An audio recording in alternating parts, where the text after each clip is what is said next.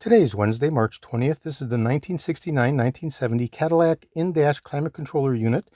This will be going into Andy's 1970 DeVille convertible, and is part of a two-piece order that includes both this in-dash climate controller as well as the power servo unit mounted in the center location of the firewall in the engine compartment. The unit has been completely serviced, fully disassembled. It's a show quality restoration. The faceplate has been polished. The potentiometer was changed out. All of the circuitry in the primary board reviewed and corrected, as well as precision lapping to a zero micro finish of the multi-port manifold. Okay, today is Wednesday, March 20th. This is George in Florida. I have over 375,000 original vintage 1959 through 1976 Cadillac items in my collection, all the way through 78 for the Eldorado.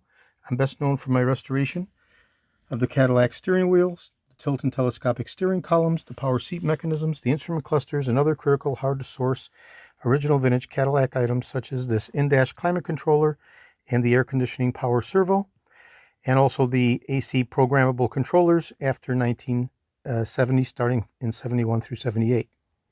Today is Wednesday, March 20th. This is George in Florida. Thank you very kindly.